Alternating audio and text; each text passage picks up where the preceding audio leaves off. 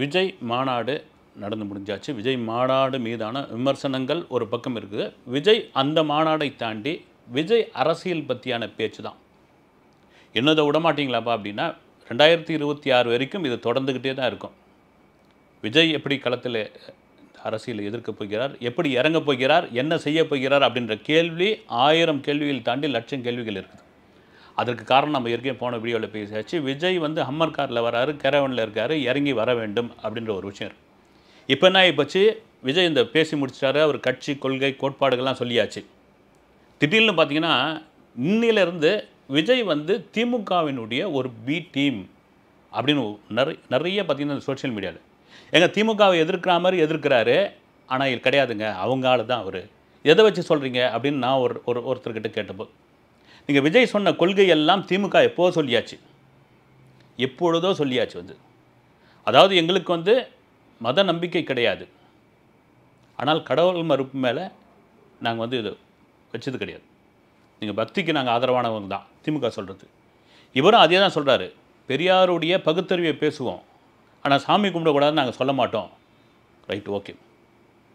இருமொழி பாடத்திட்டம் தமிழ் ஆங்கிலம் அதை நாங்கள் ஏற்கனவே சொல்லியாச்சுங்க அப்படின்னு திமுக சொல்கிறாங்க. இவரும் அதே தான் சொல்கிறாரு. இருமொழி பாடத்திட்டம் அதுதான் வேணும் அப்படின்னு. மிக மிக முக்கியமான ஒரு விஷயம்,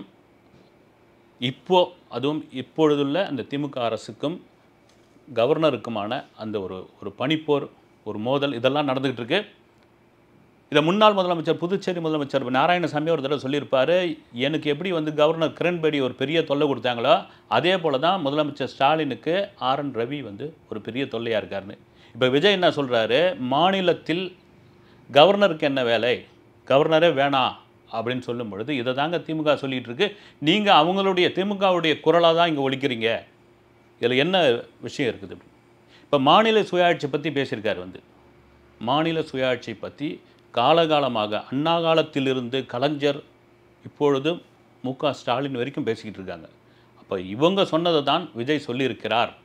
அதனால் திமுகவினுடைய பி டீம் விஜய், இதையெல்லாம் நம்பாதீங்க, திமுகவுக்கெல்லாம் எதிரி கிடையாது அப்படின்னு ஒரு பக்கம். அங்கே இல்லைங்க, திமுகவினுடைய திமுகவுக்கு எதிரான ஒரு பேச்சு பேசிட்டாரு, அவருடைய எதிர்வினையை இவர் சம்பாதித்தாக வேண்டும், சமாளித்தாக வேண்டும், அதுவும் நேரடியாக அடிக்க மாட்டாங்க, அந்த அடியெலாம் வேறு விதமாக இருக்கும் அப்படின்ற ஒரு பக்கம். இப்படி போயிட்டு இருக்கும் பொழுது சபாநாயகர் அப்பாவு அவர் வந்து பத்திரிகையாளர்கிட்ட கேள்வி கேட்குறாரு, விஜயோடைய அந்த அரசியல் வருகையை பற்றி எப்படி நினைக்கிறீங்க அப்படின்னு. Right, okay. சரத்குமார் கட்சி ஆரம்பித்தார், விஜயகாந்த் ஆரம்பித்தார், டி ராஜேந்தர் ஆரம்பித்தார், கருணாஸ் ஆரம்பித்தார், கருணாஸையும் கொண்டு வந்து லிஸ்ட்டில் சேர்த்துட்டார், ஆரம்பித்தார். அதுமாதிரி இவரும் ஆரம்பிச்சிருக்காரு, வாழ்த்துக்கள் அப்படின்னு சொல்லிட்டு அவர் என்ன சொல்கிறாரு, இவர் வந்து பிஜேபியினுடைய சி டீம் அப்படின்றாரு. என்னங்க இது, இப்போ தான் வந்து அவங்க ஒரு பக்கம் வந்து திமுகனுடைய பி டீம் சொன்னாங்க, இவர் வந்து பிஜேபியினுடைய சி டீம், எதை வச்சு சொல்கிறீங்க அப்படின் பொழுது நல்லா கவனிங்க. புஷி ஆனந்த் அமித்ஷாவுடைய ரொம்ப திக்கஸ்ட் ஃப்ரெண்டு, அதனால் அவர் வந்து பிஜேபிக்கு ரொம்ப நெருக்கமானவர். இதெல்லாம் தாண்டி பிஜேபி ரஜினியை வச்சு ஒரு கட்சி ஆரம்பிக்கணும்னு எவ்வளோ முயற்சி பண்ணாங்க, எவ்வளோ முயற்சி பண்ணி பார்த்தாங்க, அது கடைசி வரைக்கும் நடக்கலை அப்படின் பொழுது இப்பொழுது விஜயை வைத்து ஒரு கட்சியை அவங்க ஆரம்பிச்சிருக்காங்க. இது பிஜேபியோடைய கட்சி தான், அவருடைய சி டீம் தான் இப்படின்னு இவங்க ஒரு பக்கம். சரி, இதெல்லாம் தாண்டி இந்த விக்கிரவாண்டியில் கிட்டத்தட்ட நான் இப்போ ஒரு சேனல் தம்பிக்கிட்ட பேசியிருந்தப்போ அவர் நேரடியாக அங்கே களத்தில் இருந்தார். அதாவது அந்த மாநாட்டுக்கு முன்னால் அவர் போனார். அதாவது மாநாட்டுக்கு முன்னால் மாலை போனவர் நேற்று இரவு தான் வீடு திரும்பியிருக்கார். என்ன காரணம்னா, இல்லை சார், எங்களால் வந்து அந்த விக்கிரவாண்டியை விட்டு வெளியே வரவே முடியல, அங்கங்கே கொலாப்ஸ் ஆகிடுச்சு, ஒன்றுமே பண்ண முடியல. அந்த வீசாலையிலிருந்து விழுப்புரம் வரைக்கும் நடந்தே நிறைய பேர் போயிட்டு இருந்தாங்க பஸ் ஏறத்துக்கு. ஒரு தண்ணி பாட்டில் விலை வந்து 30 ரூபா, தண்ணி பாட்டில் கிடைக்கல, சின்ன சின்ன கடைகள்லாம் மூடிட்டாங்க. இந்த போக்குவரத்து வண்டி எடுத்தோம்னா எங்கேயாவது ஒரு இடத்துல மேல்மருவத்தூர்லேயோ திண்டிவனத்தில் எங்கேயாவது ஒரு இடத்துல நாங்கள் கொலாப்ஸ் ஆகிடுவோம். ஆனால் எல்லாரும் அடங்கட்டும், அதன் பிறகு கிளம்பி வந்த பிறகும் செங்கல்பட்டு வரைக்கும் கூட்டம் இருந்தது அப்படின்னு சொல்லியிருந்தார். இந்த மாநாடு நடந்து முடிச்சு, மாநாடுடைய விஷயங்கள்லாம் அதை வச்சு ஏகப்பட்ட விஜயோடைய அந்த கட்சி கொள்கை இதெல்லாம் பேசியாச்சு. முக்கியமான ஒரு விஷயம் என்னென்னா, இந்த மாநாட்டிற்கு வந்திருந்த ஒரு 4 பேர் இறந்து போனதாக சொல்லப்படுகிறது விபத்தினால். எக்கச்சக்கமாக கொந்தளிச்சு போயிட்டாங்க. புஷி ஆனந்த் கூட போய் பார்த்துட்டு வந்தார். அவங்க என்னன்றாங்க, கலை வந்து ஒரு MLA கேண்டிடேட் இந்த ஏரியாவுக்கு, அவ்வளோ ஒரு உற்சாகமாக விஜய் மீது பேரன்பு கொண்ட ஒரு தம்பி, இந்த டிவிகேவுக்காக ஆரம்பத்திலேருந்து கடுமையாக உழைச்ச ஒரு நபர் அப்படின்னு சோஷியல் மீடியாவில் ஒரு வீடியோ கிளிப்பிங்ஸ் காமிக்கிறாங்க. இந்த மாநாட்டுக்கு முன்னாடி கிளம்பும்போது அவர் அந்த தொண்டர்கள்லாம் வந்து அவர் அந்த வண்டியில் ஏற்றுறதோ உற்சாகமாக பேசுறது, நம்ம எப்படி அங்கே போய் நடந்துக்க போகிறோன்னு சொல்கிறது அந்த காணொலியில் இதுவாக இருக்குது. ஆனால் அந்த மாநாட்டை முடிச்சுட்டு அவர் திரும்ப உயிரோடு வரவில்லை. அவருடைய பாடிக்காக வெயிட் பண்ணிக்கிட்டு இருக்காங்க. இப்போ தான் இவங்க கொந்தளிக்கிறாங்க. ஏன் விஜய் வந்து பார்க்க மாட்டாரா? ஏன் அவருக்கு அந்த மேடையில் அந்த விஷயம் தெரிஞ்சிருக்காதா? ஒரு இரங்கல் சொல்ல தெரியாதா? வந்து பார்த்துருக்க கூடாதா அந்த இடத்துல அப்படின்னு இங்கே கேட்கும்பொழுது அத்தனை பேரான அந்த சம்பவங்கள் நடந்திருக்கு. இது ஏன் விஜய் சொல்லலை அப்படின்னா, விஜயோடைய காதுக்கு யாரும் கொண்டு போய் சேர்க்கலை அப்படின்ற ஒரு விஷயம். என்னங்க அப்படின்னா, விஜயை நெருங்குவதற்கு இவங்க பயந்துருக்காங்க. விஜய்கிட்ட சொல்கிறதுக்கு இவங்க போய் தயங்கியிருக்காங்க. சொன்னால் அவர் கோபத்துக்கு ஆளாயிடுமோ அப்படின்ற ஒரு விதம் தான் அப்படின்னு சொல்கிறாங்க. இது எந்த அளவுக்கு உண்மைன்னு தெரியல. ஏனால் விஜயோட ஸ்பீச் ஒரு பக்கம் இதுவாக இருந்தாலும் அந்த ஸ்பீச் மீது எனக்கே சில விமர்சனங்கள் இருக்குது. ஏன்னா உங்களை பார்க்கறதுக்கு லட்சோதிப லட்சம் அந்த தொண்டர்கள் வந்திருந்தாங்க. அவங்க அத்தனை பேருக்கும் ஒரு நன்றி ஒன்று சொல்லியிருக்கலாம். அந்த நன்றியை தாண்டி ஒரு பழைய டெக்னிக் தான் இது. வந்து டெக்னிக்காக இருந்தாலும் மனசில் ஒரு இது தானே. இப்போ இந்த மாநாட்டிற்காக நீங்கள் வந்து ரொம்ப இருக்கிற எல்லா தொண்டர்கள் பேரையும் தொகுதி வாரியாக நீங்கள் சொல்ல வேணாம். ஒரு மாவட்ட ரீதியாக ஒரு அமைப்பு ரீதியாக அந்த ஆர்கனைஸ் பண்ணி கூட்டின்னு வந்திருப்பாங்க இல்லைங்களா, அவங்களுடைய பேரை வந்து லிஸ்ட்டு நீங்கள் வாங்கி வச்சுக்கின்னு ஒரு 30 பேரை படிச்சிருந்தீங்கன்னா எவ்வளோ சந்தோஷமாக இருந்திருக்கும். இல்லை இந்த மாநாடு ஆர்கனைஸ் பண்ணாங்க இல்லைங்களா, அந்த மாநாடு ராத்திரி மங்களமாக நடத்துனாங்களே, நீங்கள் 1000 தான் 100 கோடி இல்லை 200 கோடி நீங்கள் கோடியில் பணத்தை கொடுத்துங்க. பணம் மட்டும் இல்லை, மேன் பவர்ன்ற ஒரு முக்கியம். ரெண்டாவது அங்கே இருந்தவங்களை சமாளித்தது, ஒவ்வொருத்தருக்கும் பதில் சொன்னது.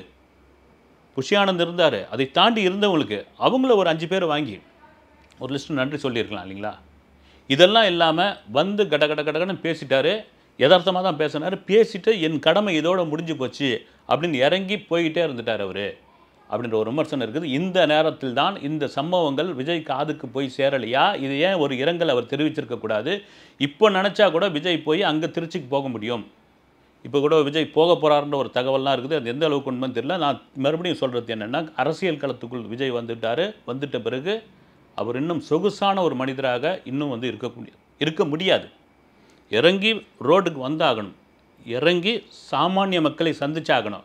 இறங்கி நான் உங்களோட இருக்கிறேன்ற ஒரு நம்பிக்கையை கொடுத்தாக வேண்டும். என்னென்னா அந்த கலைன்ற அந்த நபரை பற்றி சொல்லும் பொழுது தான் நமக்கு ரொம்ப இதுவாக இருக்குது. ஒவ்வொருத்தராக யாரும் வந்து பொய்யா சொல்லலை, எல்லா கட்சியினரும் சொல்கிறாங்க. அது அவ்வளோ ஒரு ஆக்டிவான பையன், அவ்வளோ சுறுசுறுப்பாக இருப்பான், அவ்வளோ வந்து ஆத்மார்த்தமாக இருப்பான். ஒரு எம்எல்ஏ வேட்பாளர் அப்படின்றாங்க. ஒரு தேர்தலுக்கு டிவிக்கே ஒரு வேட்பாளர் பட்டியல் அறிவித்தால் அதில் கலையோட பேர் கண்டிப்பாக இருக்கும் அப்படின்ற ஒரு விஷயம் இருக்கும் பொழுது இதெல்லாம் ஏன் நீங்கள் தவற விடுறீங்க? இந்த இடத்துல ஒரு எம்ஜிஆர் விஜயகாந்தை மறுபடியும் கொண்டு வந்து சேர்க்கறதுக்கு காரணம் என்னென்னா, அவர்களுக்கு தன் தொண்டர்கள் ஏதாவது ஒன்றுன்னா துடிதுடித்து போயிடுவாங்க, துடிதுடித்து போய்விடுவார்கள். ஒரு எம்ஜிஆர் 80 காலகட்டங்களில் போலூர் ஆரணி பக்கத்தில் போலூருக்கு பயணம் படுறாரு. ஒருத்தர் வந்து கொடிக்கம்பத்தில் அதிமுக கொடிக்கம்பத்தில் உச்சத்தில் போய் மிகப்பெரிய கொடிக்கம்பத்தில் ஏறி கொடி கட்டுறாரு. எம்ஜிஆர் பார்க்குறாரு, அவரை கூப்பிட்டு கோவப்படுறாரு. என்ன குடும்ப நிலைன்னு கேட்குறாரு. வந்து இது மேலே யாரும் இது மாதிரி பண்ணக்கூடாதுன்றாரு. இது தாங்க வரும். அதை பார்த்த உடனே ஒரு பயம் வருது இல்லைங்களா கீழே இருக்கிறவங்களுக்கு. விஜயகாந்த் அது மாதிரி பல சம்பவங்கள் சொல்லலாம். வந்து கூட்டத்தில் யாராவது ஒரு சலசலப்பு பண்ணால், கூட்டத்தில் அதுமாரி நடந்தால் அவர்கள் கண்டிக்கிற ஒரு நபராக இருப்பார். விஜய் ஏன் இதை செய்யவில்லை? இனியாவது செய்ய வேண்டும்.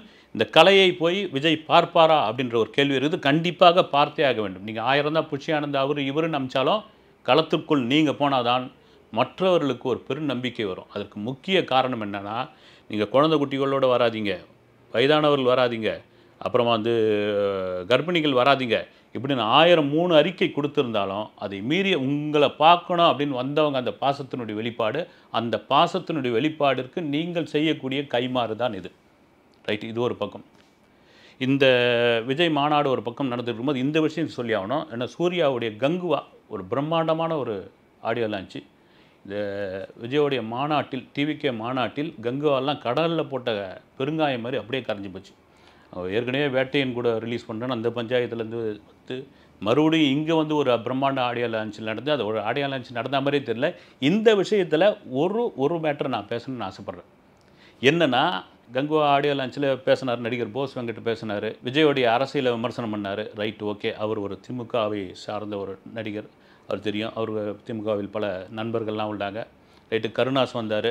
கருணாஸ் வந்தவுடனே விஜயோடைய இது பேசினாலும் சூர்யாவும் அரசியலுக்குள்ளே வரணும், சூர்யாவும் வந்து அடுத்த முதலமைச்சர் நாற்காலியில் உட்காரணும் போது சூர்யா அதை ரசித்தார். ஆனால் சூர்யா பேசும் பொழுது லயோலா காலேஜில் நாங்கள்லாம் ஒன்றா படித்தவங்க, யாரை உதயநிதி நாங்களாம் ஒன்றா படித்தவங்க, இன்றைக்கி அவர் துணை முதல்வராக இருக்காரு, இது எவ்வளோ பெரிய பெருமையாக இருக்குன்னு அவர் பேரை சொல்கிறார், உதயநிதின்ற பேர். அதே லயோலா காலேஜில் படித்தவர் தான் இன்னொருத்தர், அவரும் அரசியலுக்குள்ளே வந்திருக்காரு அப்படின்ட்டு விஜயோடைய பேரை சொல்லாமலே அந்த நிகழ்ச்சி முடிச்சுட்டு போகிறார். அதுக்கு காரணம் வந்து உங்களுக்கு பயமா அல்லது வந்து பொறாமையா அப்படின்ற ஒரு கேள்வி கண்டிப்பாக. ஏன்னா சமகாலத்தில் ஃப்ரெண்ட்ஸ் மாதிரியான படங்களில் ஒன்றா நடித்தவங்க, ரைட்டு, ஓகே. ஒரே இதில் கல்லூரியில் படித்தவங்க, ஒரே செட்டு தான். இவர் வந்துட்டாருன்ற ஒரு பொறாமையா, இல்லது உதயநிதி பேரை சொல்லிட்டோம், இவர் பேரை சொல்லிட்டா இங்கே ஏதாவது பிரச்சனை ஆகிட போகுது, நம்ம படம் ரிலீஸுக்கு வந்து ரெட் ஜெயண்ட் ஏதாவது ஒரு முட்டுக்கட்டை போட்டுற போகிறாங்கன்ற ஒரு பயமான்னு தெரியல. ஏனால் இதுதான் இந்த விஷயம்தான் விஜய்க்கு தெரிய வர வேண்டும். அரசியல் களத்துக்குள் வந்து விட்டார். இனி அவர் நடிகர் கிடையாது, தமிழக வெற்றி கழகத்தினுடைய தலைவர். அந்த தலைவர் எப்படி தன்னுடைய தொண்டர்களுக்கு ஒரு எளிமையான மனிதராக, நம்பிக்கைக்குரிய மனிதராக விஜய் இருக்கப் போகிறார் என்பதை இனி வரும் காலங்களில் பார்க்கலாம். அடுத்த வீடியோவில் சந்திக்கிறேன். நன்றி.